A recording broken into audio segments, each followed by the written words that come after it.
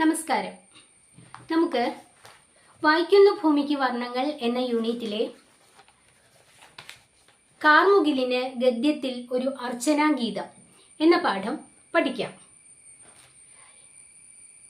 ഈ ലേഖനം എഴുതിയിരിക്കുന്നത് KP അപ്പൻ ആണ്. കേട്ടിട്ടുണ്ടോ അദ്ദേഹത്തെക്കുറിച്ച്? മലയാളത്തിലെ വളരെ പ്രശസ്തനായ ഒരു നിരൂപകനാണ് KP അപ്പൻ. 1972 പ്രസിദ്ധീകരിച്ച ആദ്യ കൃതിയായ ക്ഷോഭിക്കുന്നവരുടെ സുവിശേഷം എന്ന ലേഖന സമാഹാരത്തോടെയാണ് മലയാള നിരൂപണ സാഹിത്യത്തിൽ അദ്ദേഹം ശ്രദ്ധേയനാകുന്നത്. അദ്ദേഹത്തിൻ്റെതായിട്ട് നമുക്ക് ശോഭിക്കുന്നവരുടെ സുവിശേഷം, പ്രകോപനങ്ങളുടെ പുസ്തകം, കലഹവും വിശ്വാസവും, മാറുന്ന മലയാള നോവൽ, വരകളും വർണ്ണങ്ങളും, മധുരം നിന്റെ ജീവിതം, ബൈബിൾ വെളിച്ചത്തിന്റെ കവചം, ഫിക്ഷന്റെ അവതാരലീലകൾ, ഉത്തരാധുനിക വർത്തമാനവും വംശാവലിയും ഇങ്ങനെയുള്ള കൃതികൾ ലഭ്യമായിട്ടുണ്ട്. ഇനി നമുക്ക് പാഠത്തിലേക്ക് പോകാം. പാഠത്തിന്റെ പേര് പറഞ്ഞല്ലോ, കാർമുകിലിന് ഗദ്യത്തിൽ ഒരു അർച്ചനാഗീതം. കാർമേഘത്തിന് ഗദ്യസാഹിത്യത്തിൽ ഒരു അർച്ചനാഗീതം അർപ്പിക്കുകയാണ് ലേഖകൻ ചെയ്യുന്നത്. മേഘം. എന്താണ് മേഘം? നമ്മളെല്ലാവരും മേഘത്തിനെ കാണാറുണ്ട്. പക്ഷേ നമ്മൾ അതിനെ കാണുന്നു എന്നല്ലാതെ കൂടുതലായിട്ട് ഒന്നും ചിന്തിക്കുന്നില്ല. മേഘം പലതരത്തിലുണ്ട്. കാർമേഘമുണ്ട്. കാർമേഘം മഴ പെയ്യിക്കുന്നു, നമ്മൾ പഠിച്ചിട്ടുണ്ട്. മേഘങ്ങളെക്കുറിച്ച് ഇവിടെ KP അപ്പൻ ചിന്തിക്കുന്നത് പല പല കാര്യങ്ങളാണ്. മേഘത്തെക്കുറിച്ച് പല കവികളും കവിതകൾ എഴുതിയിട്ടുണ്ട്. മഹാകവിയായ കാളിദാസൻ, ഇന്ത്യൻ ഷേക്സ്പിയർ എന്നറിയപ്പെടുന്ന അദ്ദേഹം വളരെ പ്രശസ്തമായ ഒരു കൃതി മേഘത്തെക്കുറിച്ച് എഴുതുകയുണ്ടായിട്ടുണ്ട്. മേഘ സന്ദേശം. കേട്ടിട്ടുണ്ടോ? മേഘദൂത് എന്നാണ് സംസ്കൃതത്തിൽ ഇതിൻ്റെ പേര്. മേഘമാണ് അതിലെ പ്രധാന കഥാപാത്രം. കുറ്റം ചെയ്തതിൻ്റെ ഫലമായി ശിക്ഷിക്കപ്പെട്ട ഒരു യക്ഷൻ തൻ്റെ ഭാര്യയിൽ നിന്നും അകന്ന് ജീവിക്കേണ്ട ഒരു സാഹചര്യം വന്നു ചേരുകയാണ്. തൻ്റെ ഭാര്യയെ കാണാത്ത ആ വിരഹവേദനയാൽ ആ യക്ഷൻ വളരെ വിഷമിക്കുന്നു. തനിക്ക് ഭാര്യയോട് വിവരങ്ങൾ അറിയിക്കണം. ആരെയാണ് അതിനെ നിയോഗിക്കുക? അങ്ങനെ ചിന്തിച്ചിരുന്നപ്പോൾ ആകാശമാർഗേണ സഞ്ചരിക്കുന്ന മേഘക്കൂട്ടങ്ങളെ കണ്ടു. അങ്ങനെ മേഘത്തെ വിളിച്ച് തൻ്റെ ഭാര്യയെ അറിയിക്കാനുള്ള വിവരങ്ങളെല്ലാം പറയുകയാണ് മേഘസന്ദേശത്തിൽ. അപ്പോൾ ചുരുക്കത്തിൽ മേഘം കവികളുടെയെല്ലാം ഹൃദയത്തെ കവരുന്ന ഒന്ന് തന്നെയാണ്. ഈ പ്രപഞ്ചത്തിന്റെ പ്രതിഭാസമാണ് മേഘം. നമുക്ക് നമ്മുടെ പാഠത്തിലേക്ക് പോകാം. ലേഖകന്റെ ചിന്താഗതികൾ എന്തൊക്കെയാണെന്ന് നമുക്കൊന്ന് നോക്കാം. അദ്ദേഹം പറയുന്നു, എനിക്ക് മഴയേക്കാൾ ഇഷ്ടം കാർമുകിലാണ്. മഴ വരുന്നു എന്ന് ആരെങ്കിലും പറയുമ്പോൾ ഞാൻ പുറത്തേക്കിറങ്ങി ആകാശത്തേക്ക് നോക്കി നിൽക്കുന്നു. ലേഖകന് മഴ പെയ്യുന്നതിനേക്കാൾ ഇഷ്ടം ആ മഴ പെയ്യുന്നതിന് മുൻപുള്ള കാർമേഘത്തെ കാണുകയാണ്. ആകാശം ഇരുണ്ടു മൂടി അങ്ങനെ നിൽക്കുന്ന സമയം. മഴ പെയ്തിട്ടില്ല, അടുത്ത നിമിഷം മഴ പെയ്യാൻ തുടങ്ങും. മഴ വരുന്നു എന്ന് ആരെങ്കിലും പറഞ്ഞാൽ അദ്ദേഹം പുറത്തേക്കിറങ്ങി ആകാശത്തേക്ക് നോക്കി അങ്ങനെ നിൽക്കും. കാർമേഘത്തെ നോക്കി അങ്ങനെ നിൽക്കും. പെയ്യുന്ന മഴയേക്കാൾ പെയ്യാൻ വിതുമ്പി നിൽക്കുന്ന കാർമേഘങ്ങളെയാണ് എനിക്കിഷ്ടം. അദ്ദേഹം പറയുന്നു, പെയ്യുന്ന മഴയേക്കാൾ പെയ്യാൻ വിതുമ്പി നിൽക്കുന്ന, ഉടനെ പെയ്യും എന്ന മട്ടിൽ നിൽക്കുന്ന ആ കാർമേഘങ്ങളെയാണ് എനിക്കിഷ്ടം. മേഘങ്ങളെക്കുറിച്ച് പറയുന്നത് നോക്കൂ. പ്രവാഹസന്നദ്ധമായി നിൽക്കുന്ന കാർമേഘം പ്രവാഹസന്നദ്ധമായി നിൽക്കുന്ന മനസ്സുപോലെയാണ്. പ്രവഹിക്കാൻ, ഒഴുകാൻ സന്നദ്ധമായി തയ്യാറായിട്ട് നിൽക്കുന്ന ആ കാർമേഘം പ്രവാഹസന്നദ്ധമായി നിൽക്കുന്ന മനസ്സ് പോലെയാണ്. ഒഴുകാൻ തയ്യാറായി നിൽക്കുന്ന നമ്മുടെ മനസ്സ് പോലെയാണ്. പ്രവാഹസന്നദ്ധമായി നിൽക്കുന്ന കവിത പോലെയാണ്. പ്രവാഹസന്നദ്ധമായി നിൽക്കുന്ന ആശയങ്ങൾ പോലെയാണ്. നോക്കൂ, ലേഖകൻ ആ കാർമേഘത്തെ, മഴ പെയ്യാൻ അധിക സമയം വേണ്ട, ഏത് സമയവും ആ കാർമേഘത്തിൽ നിന്നും മഴത്തുള്ളികൾ ഭൂമിയിലേക്ക് പതിക്കും. അങ്ങനെയുള്ള ആ കാർമേഘത്തെക്കുറിച്ച് പറയുന്നത്, പ്രവാഹസന്നദ്ധമായി നിൽക്കുന്ന കാർമേഘം പ്രവാഹസന്നദ്ധമായി നിൽക്കുന്ന മനസ്സ് പോലെയാണ്, പ്രവാഹസന്നദ്ധമായി നിൽക്കുന്ന കവിത പോലെയാണ്, പ്രവാഹസന്നദ്ധമായി നിൽക്കുന്ന ആശയങ്ങൾ പോലെയാണ്. മഴക്കാറിനെ നോക്കി നിൽക്കുമ്പോൾ കിട്ടുന്ന ഒരുതരം ഉണർവ് എൻ്റെ മനസ്സിൽ ആശയ സമൃദ്ധി ഉണ്ടാക്കാറുണ്ട്. ഞാനങ്ങനെ മഴക്കാറിനെ നോക്കി നിൽക്കുമ്പോൾ എൻ്റെ മനസ്സിന് ഒരു ഉണർവുണ്ടാകും. അത് എനിക്ക് കൂടുതൽ കൂടുതൽ ആശയങ്ങൾ, എഴുതാനുള്ള ആശയങ്ങൾ നൽകാറുണ്ട്. എനിക്കത് പ്രചോദനത്തിൻ്റെ നീലക്കാറാണ്. എനിക്ക് പ്രചോദനം, പ്രേരണ, എഴുതാനുള്ള ആ ഒരു പ്രചോദനത്തിൻ്റെ ഒരു നീല മേഘം തന്നെയാണ്. പ്രഭാതത്തിലെ കാർമുകിലിന് കൂടുതൽ സൗന്ദര്യമുണ്ടെന്ന് എനിക്ക് തോന്നാറുണ്ട്. അദ്ദേഹം പറയുന്നു, പ്രഭാതത്തില് ഉള്ള കാർമുകിലിനാണ് കൂടുതൽ സൗന്ദര്യം എന്ന് പറയുന്നുണ്ട്. അതിന് കാരണം ചിലപ്പോൾ അത് ആകാശത്തിൽ കറുത്ത സിംഹം പോലെ നിൽക്കുന്നതായി തോന്നും. നിങ്ങൾ ശ്രദ്ധിച്ചിട്ടുണ്ടോ? ആകാശത്തെ മേഘങ്ങൾ നമ്മൾ നോക്കുമ്പോൾ പലപ്പോഴും അതിന് പല രൂപങ്ങളാണ് നമുക്ക് കാണാൻ സാധിക്കുക, അല്ലെ? വലിയ ചില മൃഗങ്ങളുടെ രൂപങ്ങൾ നമുക്ക് തോന്നാറുണ്ട്, ചില ആളുകളുടെ മുഖം പോലെ തോന്നാറുണ്ട്, ചില കൊടുമുടികൾ പോലെ തോന്നാറുണ്ട്. അങ്ങനെ നമുക്ക് ആ മേഘത്തിനെ കാണുമ്പോൾ പല രൂപങ്ങൾ നമ്മുടെ മനസ്സിലേക്ക് വരും. ഇവിടെ കവിക്കും അങ്ങനെ തന്നെ തോന്നുന്നു. ലേഖകനും അങ്ങനെ തന്നെ തോന്നുന്നു. ചിലപ്പോൾ അത് ആകാശത്തിൽ കറുത്ത സിംഹം പോലെ നിൽക്കുന്നതായി തോന്നും. മറ്റു ചിലപ്പോൾ എൻ്റെ കാഴ്ചയിൽ ചെറിയ ചെറിയ കൊടുമുടികളുമായി പ്രത്യക്ഷപ്പെടുന്ന നീലക്കാർ പർവ്വതമായി മാറുന്നു. ചെറിയ ചെറിയ കൊടുമുടികൾ അടങ്ങിയ നീല നിറത്തിലുള്ള ഒരു പർവ്വതമായിട്ട് തോന്നുന്നു. നിദ്രയ്ക്ക് കാർമുകിലിന്റെ നിറമാണെന്ന് ഞാൻ വെറുതെ ഭാവന ചെയ്യാറുണ്ട്. നിദ്ര, ഉറക്കത്തിന് കാർമുകിലിന്റെ, അതായത് കറുപ്പ് ആണെന്ന് ഞാൻ വെറുതെ ഭാവന ചെയ്യാറുണ്ട്. എൻ്റെ ഈ വക ചിന്തകൾ മറ്റുള്ളവർക്ക് ചിലപ്പോൾ കിറുക്കായിട്ട് തോന്നാം. അദ്ദേഹത്തിന്റെ മനസ്സിലെ തോന്നലുകളാണ് ഇവിടെ വർണ്ണിച്ചിരിക്കുന്നത്. മേഘത്തെ കാണുമ്പോൾ സിംഹമായിട്ട് തോന്നും, കൊടുമുടികൾ അടങ്ങിയ വലിയ പർവ്വതമായിട്ട് തോന്നും, പിന്നെ ഉറക്കത്തിന് കാർമുകിലിന്റെ നിറമാണെന്ന് പറയുന്നു. ഇതൊക്കെ എൻ്റെ തോന്നലുകളാണ്. ചിലപ്പോൾ മറ്റുള്ളവർക്ക് അത് കിറുക്കാണെന്ന് തോന്നും. ഇനി നമുക്ക് അടുത്ത ഭാഗം നോക്കാം. ആകാശത്തിലെ മഹാവിസ്തൃതിയിൽ കാർമുകിൽ ഏകാന്തത അനുഭവിക്കുന്നതായി എനിക്ക് തോന്നാറുണ്ട്. ആകാശം അനന്ത വിശാലമാണ്, അതിനൊരു പരിധിയില്ല. ആ വിശാലതയില്, ആ വിസ്തൃതിയില് ഈ മേഘം ഒറ്റപ്പെടല് അനുഭവിക്കുന്നതായിട്ട്, ഏകാന്തത, ഒറ്റപ്പെടൽ അനുഭവിക്കുന്നതായിട്ട് എനിക്ക് തോന്നാറുണ്ട്. ആരുമില്ല കൂടെ, സംസാരിക്കാനോ കളിക്കാനോ ചിരിക്കാനോ ഒന്നും ആരുമില്ല, ഒറ്റയ്ക്ക് നിൽക്കുകയാണ് ആ മേഘം, ഏകാന്തത. അതിനാൽ മേഘത്തെ പോലെ ഏകാഗി എന്ന വേഴ്സ്വർത്തിന്റെ കൽപ്പന എനിക്ക് ഇഷ്ടമായിരുന്നു. വേഴ്സ്വർത്ത് പ്രശസ്തനായ ഒരു കവിയാണ്, പാശ്ചാത്യ കവി വില്യം വേഴ്സ്വർത്ത്. അദ്ദേഹം പറയുന്നുണ്ട് മേഘത്തെ പോലെ ഏകാഗി എന്ന കൽപ്പന. വേഴ്സ്വർത്തിന്റെ ഒരു കൽപ്പനയാണ് മേഘത്തെ പോലെ ഏകാഗി. ഇവിടെ ലേഖകൻ പറയുന്നുണ്ടല്ലോ, മേഘം ഏകാന്തത അനുഭവിച്ച് അങ്ങനെ ഒറ്റയ്ക്ക് നിൽക്കുകയാണെന്ന്. അപ്പോൾ വേഴ്സ്വർത്ത് എന്ന ആ മഹാകവിയും വിശ്വകവിയും പറയുന്നുണ്ട് മേഘത്തെ പോലെ ഏകാഗി എന്ന്. ആ കൽപ്പന എനിക്കിഷ്ടമായിരുന്നു. ആ ഭാവനയുമായി എൻ്റെ ചിന്ത പെട്ടെന്ന് താതാത്മ്യത്തിലായി. വേഴ്സ്വർത്തിന്റെ ആ ഒരു ഭാവന, മേഘമൊരു ഏകാഗിയാണെന്നുള്ള ഭാവന, അതുപോലെ അതുമായിട്ട് ഞാൻ ഇഴുകിച്ചേർന്നു, ലയിച്ചു ചേർന്നു. താതാത്മ്യം ലയിച്ചു ചേർന്ന പോലെയായി. വില്യം ബ്ലേക്കിന് മേഘം ദൈവത്തിന്റെ തേരായിരുന്നു. അടുത്ത ആള് അദ്ദേഹത്തിന്റെ കവിതയില് മേഘത്തിനെ എങ്ങനെ വിശേഷിപ്പിച്ചിരിക്കുന്നു? ദൈവത്തിന്റെ തേരായിട്ട്, ദൈവം സഞ്ചരിക്കുന്ന തേര് അതായിട്ട്. പെട്ടെന്ന് കാണപ്പെടുകയും ക്ഷണത്തിൽ തിരോഭവിക്കുകയും ചെയ്യുന്ന മേഘം യേറ്റ്സിന് ഫലപ്രദമല്ലാത്ത തത്വമായിരുന്നു. മറ്റൊരു കവി യേറ്റ്സ്, അദ്ദേഹം പറയുന്നു മേഘം നമ്മൾ പെട്ടെന്ന് കാണുന്നു, പക്ഷെ പിന്നീട് കാണുന്നില്ല, എവിടേക്കോ നീങ്ങിപ്പോകുന്നു. മേഘം ഒരു സ്ഥലത്ത് സ്ഥിരമായി നിൽക്കുന്നില്ലല്ലോ, അതിങ്ങനെ സഞ്ചരിച്ചു കൊണ്ടിരിക്കും.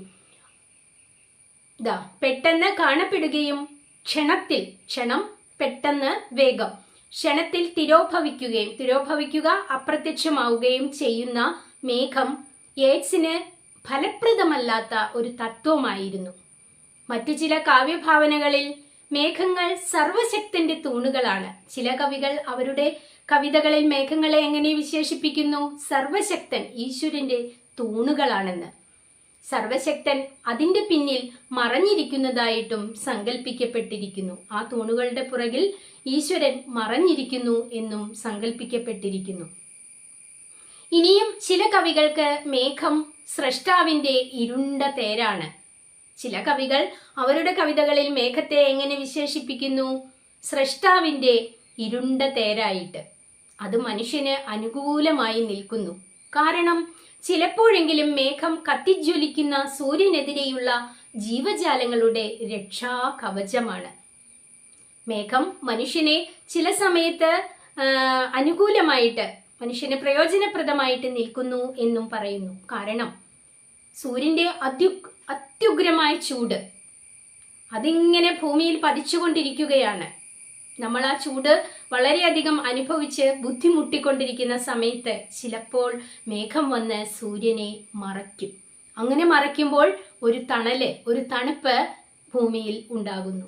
നമുക്ക് ആ ചൂടിൽ നിന്നുള്ള ഒരു രക്ഷയും ഈ മേഘം നൽകുന്നുണ്ട് എന്നാണ് ലേഖകൻ പറയുന്നത്. ഒരു രക്ഷാ കവചമാണ്. മേഘം ഘനീഭവിച്ച മഴയാണ്, അത് നമുക്കറിയാം. മേഘം തണുത്ത് മഴ പെയ്യുന്നു എന്ന് നമ്മൾ പഠിച്ചിട്ടുണ്ട്. മേഘം തണുക്കുമ്പോൾ അത് മഴയായി മാറുന്നു. ഘനീഭവിച്ച മഴയാണ്. ഭൂമിയെ ഫലഭൂയിഷ്ടമാക്കുന്ന ഘനീഭവിച്ച അനുഗ്രഹമാണത് മഴ. മഴയില്ലെങ്കിൽ നിലനിൽപ്പുണ്ടോ നമുക്ക്? ഇല്ല. മഴ പെയ്താൽ മാത്രമേ ഭൂമിയിൽ സസ്യലതാദികൾ വളരുകയുള്ളൂ. അവ വളർന്നാലല്ലേ നമുക്ക് നിലനിൽപ്പിനാവശ്യമായ ഭക്ഷ്യവിഭവങ്ങൾ ലഭ്യമാകുകയുള്ളൂ. അപ്പോൾ മനുഷ്യന്റെ അല്ലെങ്കിൽ ജീവജാലങ്ങളുടെ നിലനിൽപ്പിന് മഴ വേണം. മഴ എങ്ങനെയുണ്ടാകുന്നു? മേഘം തണുത്ത് മഴയായി മാറുന്നു. അതുകൊണ്ട് അത് ഭൂമിയുടെ വന്ധ്യത ഇല്ലാതാക്കുന്നു. മേഘം ഭൂമിയുടെ വന്ധ്യത ഇല്ലാതെയാക്കുന്നു. ഇവിടെയെല്ലാം മുളച്ച് വളരുന്നു.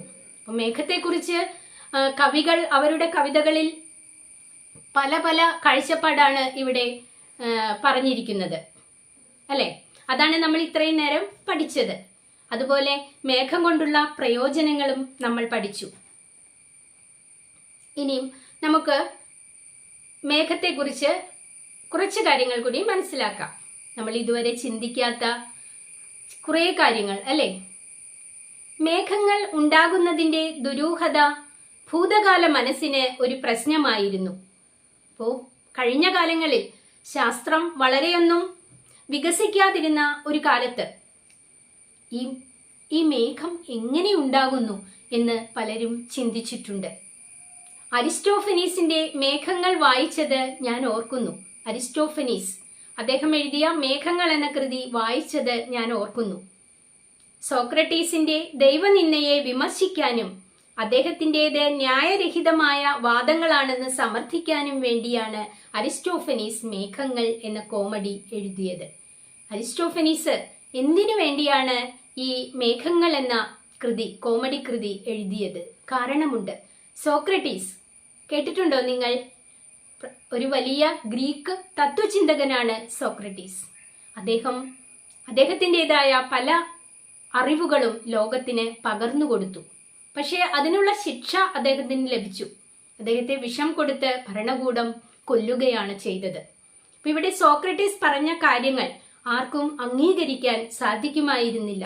സോക്രട്ടീസിന്റെ ദൈവനിന്ദയെ വിമർശിക്കാനും അദ്ദേഹത്തിന്റെ ന്യായരഹിതമായ, ന്യായമില്ലാത്ത വാദങ്ങളാണെന്ന് സമർത്ഥിക്കാനും വേണ്ടിയിട്ടാണ് അരിസ്റ്റോഫനീസ് മേഘങ്ങൾ എന്ന കൃതി എഴുതിയത്. ആ നാടകത്തിൽ മേഘങ്ങളുടെ ഉജ്ജ്വലമായ സംഘഗാനം നാം കേൾക്കുന്നു. കാറ്റും കൊടുങ്കാറ്റും അവ്യവസ്ഥയും കൊണ്ടുവരുന്നത് മേഘങ്ങളാണെന്ന് പറയുന്നു. കാറ്റും മഴയും കൊണ്ടുവരുന്നത് സ്യൂസല്ല, മേഘങ്ങളാണെന്ന് സോക്രട്ടീസ് പറയുന്നു. സോക്രട്ടീസിന്റെ ചിന്താഗതി, അഭിപ്രായം നോക്കൂ. ഭൂമിയിൽ കാറ്റും മഴയും കൊണ്ടുവരുന്നത് സ്യൂസ്, ഒരു ഗ്രീക്ക് ദേവനാണ്. ഗ്രീക്കിൽ സ്യൂസ് എന്ന ദേവനാണ് കാറ്റും മഴയും അഗ്നിയും എല്ലാം കൊണ്ടുവരുന്നത് എന്നായിരുന്നു വിശ്വാസം. എന്നാൽ സോക്രട്ടീസ് അതിനെ എതിർത്തു. സ്യൂസ് അല്ല, മറിച്ച് മേഘങ്ങളാണ് കാറ്റും മഴയുമെല്ലാം കൊണ്ടുവരുന്നത് എന്ന് അദ്ദേഹം പറഞ്ഞു. മേഘങ്ങൾ ഉണ്ടാകുന്നത് എങ്ങനെ എന്ന ചോദ്യത്തിന് അത് ഊർജം മൂലമാണെന്ന് സോക്രട്ടീസ് മറുപടി പറയുന്നു. മേഘങ്ങൾ ഉണ്ടാകുന്നത് ഊർജം മൂലമാണെന്ന് സോക്രട്ടീസ് പറയുന്നു. അല്ലാതെ സ്യൂസ് എന്ന ദേവനാൽ സൃഷ്ടിക്കപ്പെട്ടതല്ല മേഘം എന്ന് അദ്ദേഹം സമർത്ഥിച്ചു. ഡിനോസ് എന്ന സൂക്ഷ്മ വസ്തുവാണ് മേഘത്തെ സൃഷ്ടിക്കുന്നത് എന്നായിരുന്നു സോക്രട്ടീസിന്റെ വാദം. സോക്രട്ടീസിനെ കളിയാക്കാൻ വേണ്ടി തന്നെയാണ് ഇതൊക്കെ അവതരിപ്പിക്കുന്നത്. എന്നാൽ ഇതിന് പ്രേരണയായി തീർന്നത് മേഘങ്ങൾ ഉണ്ടാകുന്നതിന്റെ ദുരൂഹതയായിരുന്നു. ചുരുക്കത്തിൽ സോക്രട്ടീസ് പറഞ്ഞതാണ് ശരിയെന്ന് പിൽക്കാലത്ത് തെളിയിക്കപ്പെടുകയുണ്ടായി. സ്യൂസ് എന്ന ദേവനല്ല മഴയുണ്ടാക്കുന്നത്, മേഘങ്ങൾ ഉണ്ടാക്കുന്നത് എന്നും അതെല്ലാം ഓരോ നിരീക്ഷണങ്ങളാണ്, അല്ലെങ്കിൽ ഓരോ സൂക്ഷ്മ വസ്തുക്കളാണ്, ഊർജം മൂലമാണ് എന്ന സോക്രട്ടീസിന്റെ വാദഗതികളെല്ലാം ശരിയാണെന്നും പിൽക്കാലത്ത് സ്ഥിരീകരിക്കുകയുണ്ടായി.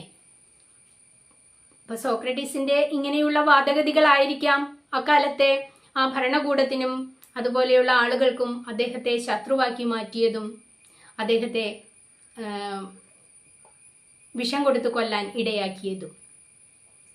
പ്രാചീന കാലത്തിലെ കവികൾ മാത്രമല്ല, നാടകകൃത്തുക്കളും അനിർവചനീയതയെ വിഷയമാക്കിയിരുന്നത് മേഘങ്ങളിലൂടെയാണ്.